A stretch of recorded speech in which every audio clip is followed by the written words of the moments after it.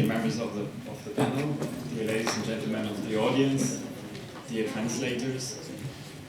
Thanks for inviting me. I try to be brief because everybody's getting hungry as well, talking about so much food. So I will share some thoughts about urban gardens and how they fit into the picture on quality food. I will share some thoughts in my capacity as social scientist at the University Libre de Bruxelles, which was in the news last week for winning the Nobel Prize in Physics. So we had a very nice celebration for the discovery of the boson, which is some particle which is... No. It's entirely useless. It's completely and utterly useless to address any of the economic, social, and environmental crises that we are facing today, but we're still handing out these prizes. So I will try to convince you that at my university we also do a bit more relevant research, and this is mainly inspired by my work at a grassroots organization here in Brussels, which is called the Urban Ecology Center. So most of the examples I will draw on are from the Urban Ecology Center. So cities are part of the picture. Most food in a city like Brussels is imported, either from peri-urban farms, from national production, from other EU countries, or from overseas. There's hardly any storage capacity for food in Brussels. The transportation means are unsustainable, mainly based on fossil fuels.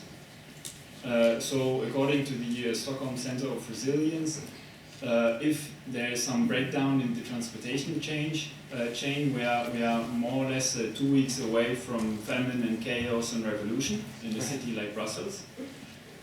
Few people are concerned about this, but at some point we have to also be responsible, I think. Cities are also important because there's a secular trend in urbanization everywhere in the world. 2013 will be the year where more people live in cities than outside of cities. On a global perspective, in Belgium, the amount of people living in cities is almost 100%, 97.5% according to the European Union, the United Nations. So cities either grow or absorb the area around them. The built environment in Belgium represents around 20% of the surface. Another 20% is forest and 60% is agriculture. If we are about to address the problems linked to the agricultural system, we have to solve the cities. Part of the problem are urban planning problems, so I will focus on the role of the cities. I agree with much which has been said before, especially about the connection between community-supported agriculture and the cities, but I will focus on what has to be done within cities. So, what's growing in urban gardens? I will click here. So, what's growing in urban gardens? Much more than carrots. Agriculture has come a long way since we since we started to do this in the Neolithic revolution. The productivity of the agricultural system has increased. This has allowed cities to emerge. But what about gardens? I mean, the gardens that we have today resemble much closer the kind of gardens that, for example, the Romans had in antiquity. The gardens that we have today resemble much closer even the gardens that our ancestors in slash and burn systems had. Gardens are based on the idea of very intensive culture. They are based on the idea of proximity to the dwellings, fresh products that need to be close to the dwellings in order to make sense. And gardens are also based on the idea of composting, the organic matter that we consume. So these elements have always been around and have always with us in the urban gardens. So it's definitely not something new.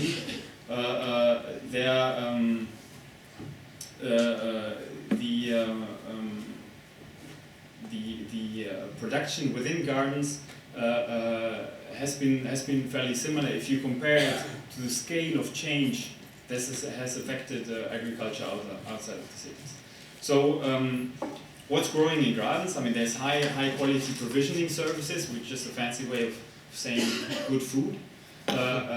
We see in a city like Brussels some diversity in terms of horticulture. There's horticultural production in individual private gardens, there's neighborhood gardens, there's gardens linked to institutions such as schools or administrations, there's allotment gardens. I mean, there's some diversity in terms of the setup of how the horticultural activities are carried out. Every year there's dozens of gardens, of new gardens created. Every year some of them disappear. We also see in a city like Brussels, but also in other European cities, a rise in apiculture. Due to the pesticides and loss of diversity outside of the city, it's actually getting, the quality of honey produced in the city is in many places actually better than the quality of honey which is produced outside of the city. Some people say the best French honey comes from the Jardin Luxembourg in Paris. Here at the European Economic and Social Committee, they have beehives on the top. So for those of you who might not know what the European Economic and Social Committee is doing and why we put millions of taxpayers' money to run this institution, think of it as a very sophisticated and expensive beehive. There is less scope for agriculture in the city because there's less space. So agriculture basically refers to the field. There's hardly any fields in cities. The only civilization, one of the few civilizations that had fields within the city is the Maya civilization in Yucatan. And basically that is so because they didn't have the wheel. So I think we won't see a lot of agriculture, but there is space for gardens, and there's also other reasons why we need gardens, other reasons than food. Because we need to integrate urbanites into the food system. It's not only about the supply side, it's also about the demand side of food. I mean, we heard from the representative of the European Commission how important the demand side is in restructuring the CAP. If we're not able to influence the demand side, you can grow as much varieties as you want. If people don't know how to cook them, they won't buy them and they won't consume them, or whatever term you want to use. This picture is shot in our garden of the Urban Ecology Center, where we organize events and parties to expose people to food, to expose people to the way food is produced, so that they are also exposed to the issues that are related to food. I mean, we need to reach out to the people, and most of the people will live in cities. Most of the children will grow up in environments where they don't have contact to cities. Most children grow up in families that whose parents don't take their kids out to the countryside to show them how a parsnip looks like. So we need to bring gardens into the city. I'm very sympathetic about seed banks and ex situ preservation, but we need also to keep the traditions alive with the people. We need to keep the cultural practices alive where the people live. We can't kind of outsource this to seed banks. We can't outsource the maintenance of our heritage and our cultural aspects of our civilization to experts, to professional people. We need to keep this within the cities. This is a very important memory function of gardens and of green infrastructure in the cities. So next to these like cultural and memory functions, the gardens within cities also have a very important role to play in urban ecosystems, and I think this is not very well understood by many people. At least the decision makers are not taking this into account when they talk about urban planning. There's some very important regulating services linked to urban gardens. You know, in a city like Brussels, we come from a surface of 25%, which was permeabilized in the 1950s, to 47% of permeabilized surfaces today. And this caused a rise in the surface temperature in Brussels. And scientists of my university were able to show that half of the increase in the temperature in Brussels is due to this permeabilization, this mineralization of the surface of the city. So if you talk about climate change, it's also about the microclimate. Actually, in terms of the microclimate of the city, the loss of green spaces is very important, and we need to keep these green spaces in order to regulate the microclimate. This is also very, very important in terms of, you know, the economic costs of microclimate change within the city. I could talk a lot about this, but I think this picture, by the way, was shot in one of the gardens that Les Débuts d'Haricots, one of the organizations that Martin is active in, has set up. It shows a biodiversity hill. So one of the other ecosystem services of gardens is the preservation of biodiversity in situ. You know, this garden is a collective garden. So it kind of shows also that if a garden is run collectively, it's easier to dedicate some of the spaces to biodiversity. They also have a small pond. You know, so it's not an individual allotment garden where each has a plot and tries to make as much carrots or whatever they want. These people, they decided to produce a common good. They decided to, you know, dedicate some of the space in their garden to the preservation of biodiversity. Urban gardens is also about resilience. I mean, you have you know, it won't be obviously possible to produce much of the calories that we need within the city, but you can reduce some of the transportation costs. You can decentralize some of the production, so it's also about risk management.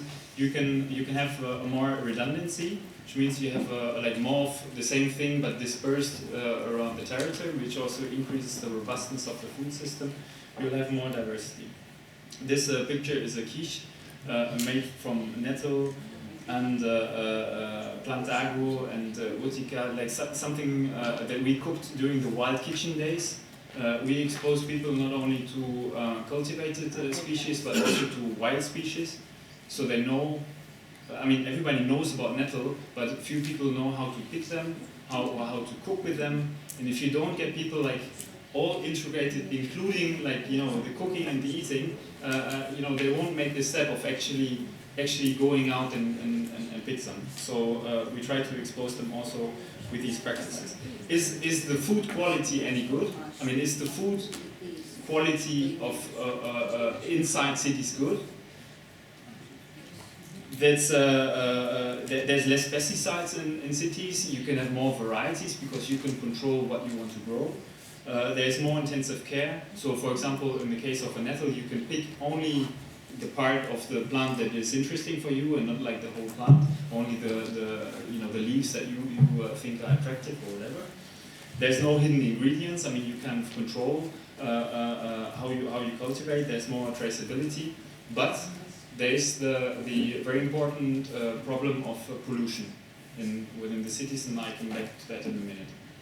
So why is it so tough to grow food in cities? And I can tell you it is quite kind of tough to find the buds, and some of the people here have also tried to start gardens and run into several kinds of difficulties. City life in general is tough. Life in the streets isn't easy. This is the evolution of part of the the periphery of Brussels in '71. This area used to be peri-urban agriculture. These are fields, very fertile soil.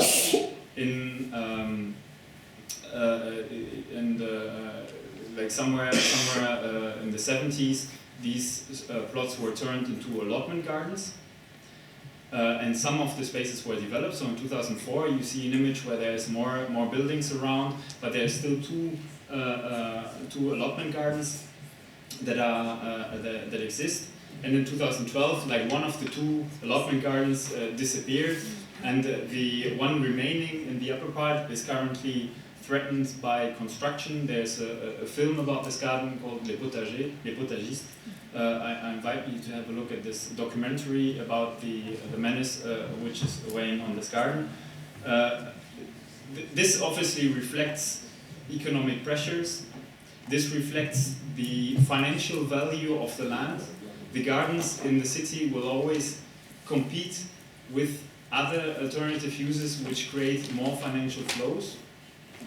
So either we redefine value, or we find some other way to allocate resources to these plots. In a city like Brussels, the situation is much aggravated by the fact that the regional government is heavily dependent on the real estate market. 20% of the budget of the city, of the region, comes from transactions of the labor market. So the region is dependent on having new developments and financial and real estate transactions. And this is just a very dangerous cocktail. You have in Brussels today around 2 million square meters of empty offices, and as we speak there's 168,750 square meters of new shopping centers built in the Brussels area. So it's difficult to find 10 or 50 or 100 square meters of garden, but we still allocate thousands of square meters to shopping centers and offices, although we clearly don't need them. So there is a big problem in urban planning, which have to be addressed. The economic resilience of gardens, I won't touch on this a lot. There's a lot of people who think that you can earn money by producing in the city. I'm very skeptical about this. Maybe on rooftops, but I mean, this is not the topic for this. There is some strategies how to increase the value of the production in the cities, but I have the impression that some of these strategies are actually taking a bit of the basic idea of producing healthy food, which is like low cost to the people who need them. Some of these projects are actually taking that a bit away. What we do need is to come up with more with new creative organizational solutions. It's not so much passing through the market and developing gardening projects that are able to create enough added value to create jobs. It's more about like how do we shape gardens that are kind of insulated from the economic pressures of the market. So I already briefly mentioned that one of the main problems in a city like Brussels is the pollution of the soil, the historical pollution of the soil, but also the continuous pollution through the air by especially the car traffic. Estimates say that around 10% of the regional surface of Brussels is polluted, mainly with heavy metals and organic pollutants. Every year, among the 10 or so gardens that are selected by regional authorities to get a support in starting up a collective garden, out of these 10, 2 or 3 will be polluted. So then people don't know what to do. Either they build raised boxes, or people become demotivated. So it's getting difficult.